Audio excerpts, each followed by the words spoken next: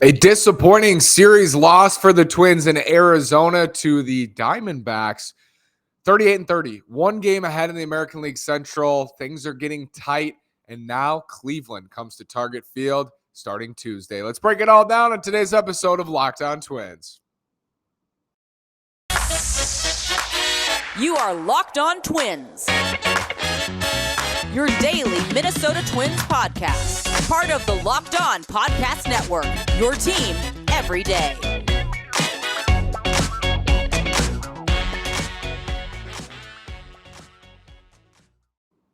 And welcome to the Locked On Minnesota Twins podcast. Today is Sunday, June 19th. Happy Father's Day to all the fathers and father figures out there in Twins territory or otherwise around the globe. I know we got people in Australia listening. We got people in, of course, in Minnesota. We got people all over the country. I'm in Palm Springs, California. I'm Nash Walker, and today's episode is brought to you by BetOnline. BetOnline has you covered this season with more props, odds, and lines than ever before. BetOnline is where the game starts. Again, this is Nash Walker. This is my fourth season writing about the Twins at twinsdaily.com. This is my third season daily podcast covering the Minnesota Twins, and they lost this series in Arizona. Thought this was a possibility for the Twins. You go on the road, you go 3-3. It's not bad, against two teams that aren't good, but two teams that, you expect to beat. Two teams that are not awful. It's not like you're going on the road and playing Baltimore and going 3-3 if you were to play them in a 6-game series. The Twins did split 4. Even if you're on the road and you split, it's not the end of the world, but it wasn't good baseball in games 1 and 3 for the Twins. Their offense was silent, and then they showed up in a huge way in game 2 and scored 11 runs. Alex Kirilloff looks really good. We'll talk about him today. And then we're going to get to the spreadsheet here shortly. The Twins are 38-30.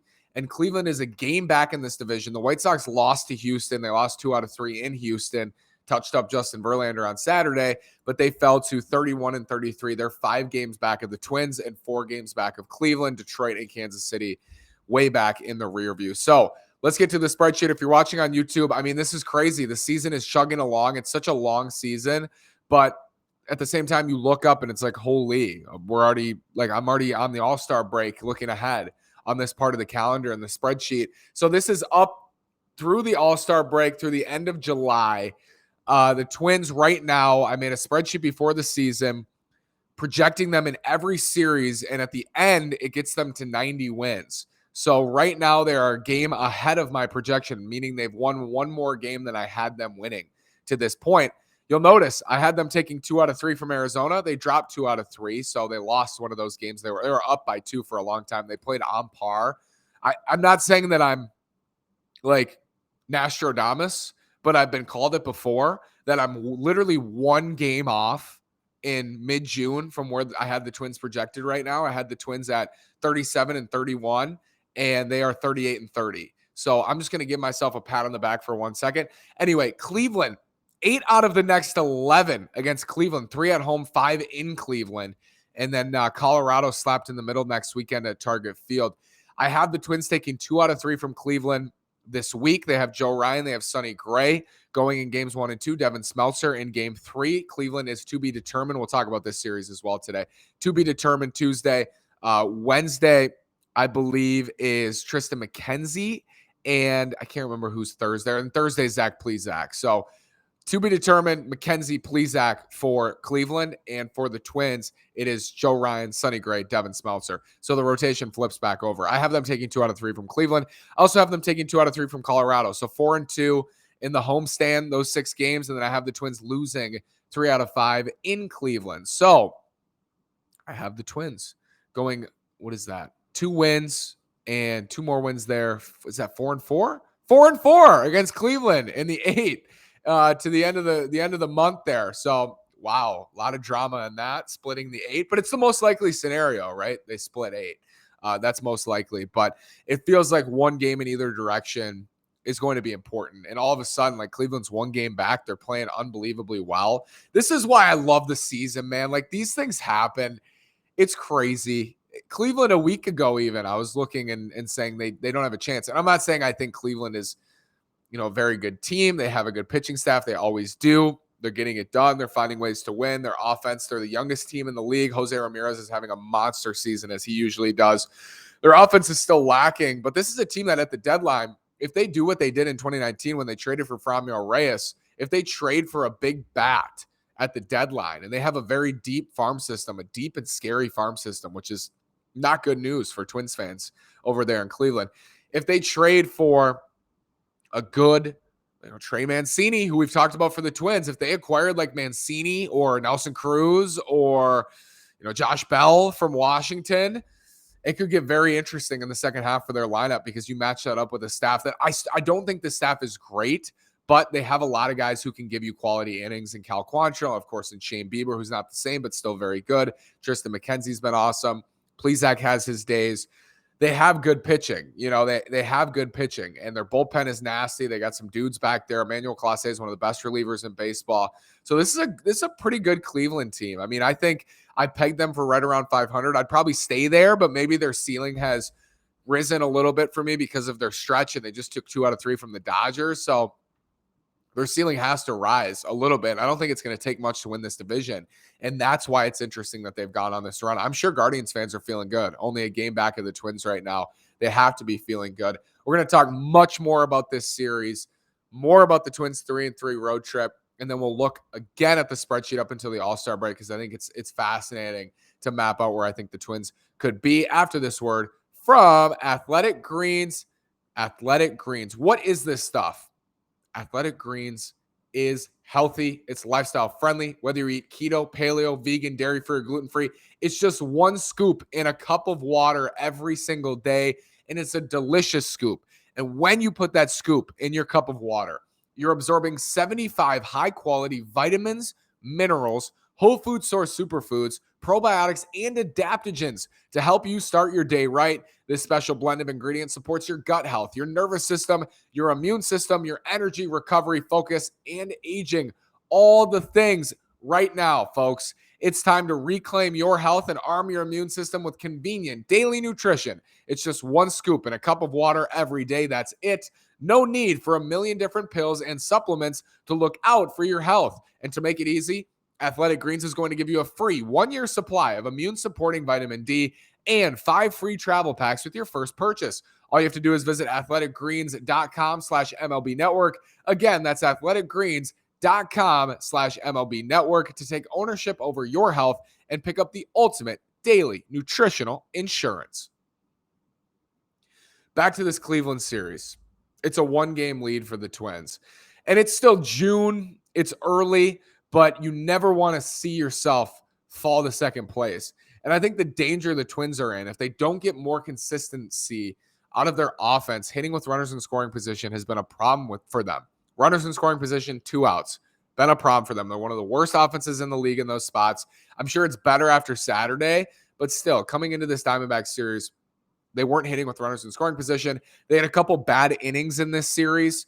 The D-backs had a lot of home runs. They out-homered the Twins. I'm sure of that. They got to be. They hit 40. I'm sure they out-homered the Twins, even though the Twins pummeled on Saturday. I think only a couple from Jeffers and Sanchez.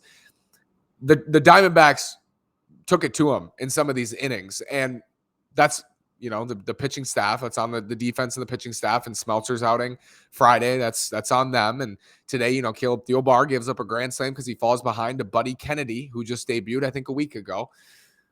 It's cleaning up those innings and becoming more consistent offensively. I mean, I think I would much prefer a team that, scores 11 runs on Sunday. I'd rather have a team that scores 5 on Friday and 6 on Saturday than a team that scores 2 on Friday. It's not even up, but you see what I'm saying? I'd rather have those runs divided out, and that's not how the game works, but I think the Twins offense can get more consistent. Not every offense is going to hit every single day, and even the best offenses in the league, the Yankees, the Mets, they don't hit every single day, but they hit a lot and they score a lot. And if the Twins want to be a truly elite offense, which I think they have the capability with health to be an elite offense, they have the talent. They're not lacking in talent, especially now that Alex Kirilloff is up and looks better than he's looked since May of 2021 when I was at Target Field watching him just destroy the ball. They have the talent to do it. It's just a matter of executing, doing it, locking in with runners in scoring position and run scoring spots, realizing this could be your only opportunity to score runs, in that inning.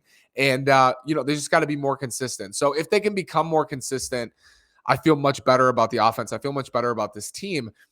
But the danger that they're in is if they continue to do this, where they're kind of handing off wins and losses, they're middling here. If they continue to do this, I worry that as the White Sox start to not only play better, because they just have to. I mean, their offense is awake now, and they're going to start hitting, but also get into the weaker part of their schedule, which is mostly in the second half. You don't want the Twins to all of a sudden be dropping to third place. And they're in first. I'm not saying that this has happened, and I've pressed the panic button many times this year already. So I'm kind of out of my taps on the panic button. But I do think we weren't sure about this Twins team coming into the year.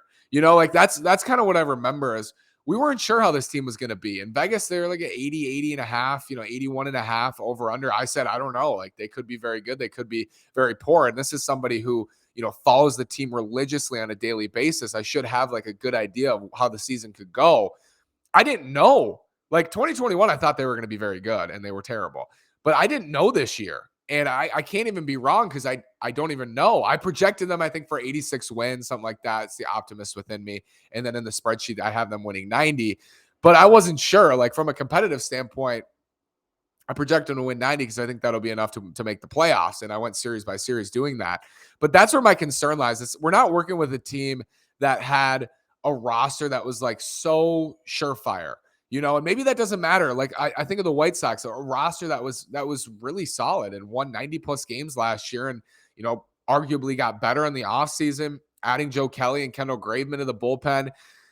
They're not working with that type of roster, and the Twins they have in 8 games over 500 head start on Chicago. But if Cleveland's sticking around and they play the Twins tough, and the White Sox start to win, you could see the Twins start to fall back in the standings. And that's my biggest concern here. It's not as much, I think the Twins are a bad team. I think they could be, that 80-ish win team that we projected and that won games early on and played really well, but is ultimately going to, for the rest of the way, play like an 80-ish win team. And I worry that might not be enough for the playoffs with some of these American League teams starting to get hot.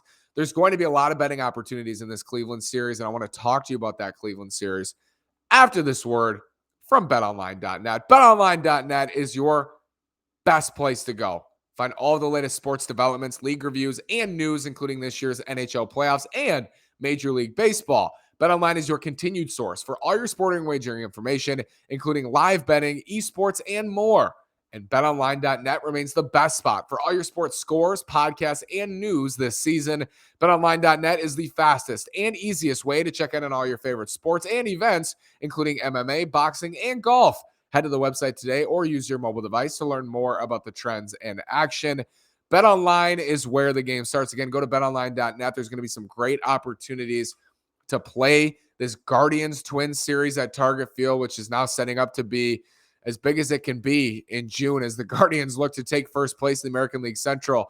What a division. Go to betonline.net and go play this week. Should be a blast. So yes, Cleveland can tie this on Tuesday and take the division lead by Wednesday. It's wild, but I'm not surprised because this division had question marks, and with the White Sox playing the way they have, there's even more question marks in this division. A reason I feel good about the Twins right now is because I think this offense is extremely dynamic if Alex Kirilloff is really back. And he looked, as I said, the best he's looked since May of 2021 this weekend. It's not only just the hard hit balls. I'm watching him, and to me, he just seems much more comfortable swinging the bat. There's more of violence in his swing, the violence we saw in May of 2021. We did not see that down the stretch last year. We did not see that in his first 10 or 11 games in 2022. And maybe it's because I know his wrist is feeling better, and that's what he said, but I can't help but notice he looks better, and he looks good. And I'm excited about Alex Kirilloff. Like I said, I think I said this a couple episodes ago. People forget, man. Alex Kirilloff was a top 15 prospect in 2019. You looked at Keith Law, I think had him 9th in baseball. This dude is extremely talented. He can hit, and he can hit for power. He can hit to all fields. He's a special hitter. And if he's healthy, I expect him to be a special hitter, right? I mean, why wouldn't you? That's who he was coming through the minors. crushed in the minors. Had one of the best seasons in 2018, won Twins Minor League Hitter of the Year, was absolutely fantastic in 2018. And this wrist has just bothered him. But when he's healthy, he's insane. I mean, it's not Byron Buxton levels, but it's like the same kind of verbatim when he's healthy mantra with Alex Kirilloff. He's going to step into this lineup and be a special left-handed bat. When they get Jorge Polanco back, I think you're really going to see that dynamic platoon where if it's a right-handed starter, you have three legitimate, really good left-handed bats in Luis Arraez, Jorge Polanco. Hopefully Polanco comes back healthy and is better. Polanco, proven good left-handed hitter. Luis Arraez, who's been absolutely amazing this year. And then Alex Kirilloff. And your fourth best left-handed hitter is Max Kepler. Maybe he's your fifth after Trevor Larnach. So you have options there from the left side. And did I mention Byron Buxton and Carlos Correa are splitting them up, right? So, and then against lefties, you have Buxton, you have Correa, you have a lineup that should be able to hit left-handed pitching. Kyle Garlick's on a rehab assignment. He's coming back. This team should be dynamic offensively against both righties and lefties as soon as they do get healthy, as soon as Polanco is back. And I think you're going to see some of that right now. And that's the exciting part for me. I think with that will come consistency, because what we saw a lot of is when guys were down, Kirilloff's down, guys are hurt, Correa was out, the last three spots in the order against a right-handed pitcher were Gilberto Celestino, Jose Miranda, and Nick Gordon. And I'm not talking down on those guys. Celestino's had a great year. Miranda's looked better, and Gordon's been a fine utility player for them. But instead of those three, it might be Kepler, Gordon, and Jeffrey. Like, it changes because the lineup gets so much deeper. And you might have Max Kepler batting seventh or eighth instead of fourth. And that adds consistency to a lineup if you can rely on more than just Buxton and Correa, and you can rely on Alex Kirilloff, and you can rely on Luis Arraez, of course. Luis Arraez, more than any of them, has been the Twins' best hitter this year. But you can rely on more than just Arraez, Correa, and Buxton. And when Polo's back, more than just those four. Take some of the pressure off those guys. Put some of it on Alex Kirilloff. Put some of that now on Jose Miranda, who's swinging a better bat. Maybe it's Spencer Steer in the future. Maybe Trevor Larnach figures it out here in June, and this lineup gets deeper. But I think even just with Kirilloff, it's deeper and it's better because he's instantly a middle-of-the-order bat and one of their better hitters. I mean, one of their best hitters and their second best left-handed hitter, at least while Jorge Polanco's out in this lineup, could be potentially like season-changing for this offense. And it's been a good offense thus far. Overall, the numbers are not even on a game-to-game basis. Overall, when you look at the numbers, it's been a good offense. It's right near the top of the league in batted ball data, in OPS plus, in batting average, OBP. It's in at least the top 10 for a lot of offensive categories across baseball. It can be more consistent. It can be better, and I think it can reach elite status on a game-to-game, series-to-series, week-to-week basis for this lineup with Alex Kirilloff healthy and in it. This is a big week for the Twins. Spreadsheet again. Here's what I got. Cleveland, Colorado, 6 at home. I have the Twins going 4-2. And to finish off June, I have them dropping 3 out of 5 to Cleveland at the end there. So 4-2 at home, 2-3 on the road is 6-5. I have the Twins going through the end of June. I always have trouble with the numbers flipped around like that. 6-5 through the end of June. Can they get it done? Then they have Baltimore, the White Sox, Texas, Milwaukee, the White Sox again, and then the All-Star break. I have the Twins at 52-42 at the break. Right now, they're 38-30, so that would be 14-12 to the break. Would put them 10 games over 500 going into the second half of the season. Enjoy this week, Tuesday, Wednesday, Thursday. Going to be fun. I'll be here. Guardians, Twins. Check out Locked On Sports Minnesota with Brandon Warren. Brandon and I break down most Twins games. Some nights I'm broadcasting here in Palm Springs. I do play-by-play. My dream, I don't know if you know, is to be the I'm not going to do it sounding like that. To be the play-by-play broadcaster for the Twins one day. And I'm working on it out here in Palm Springs. Thank you for your support. Like, subscribe, comment on the channel. Thank you so much for watching. Let me know your thoughts and enjoy this weekend series. The first picks of the Ultimate NBA Mock Draft have been made. Search now for Ultimate NBA Mock Draft and get over 50 insiders, the Odyssey Sports experts, the draft experts of Locked On NBA Big Board. The 5-episode Ultimate NBA Mock Draft is underway. Make Ultimate NBA Mock Draft your second listen today. Thanks again for listening. Have a great day, and go Twins.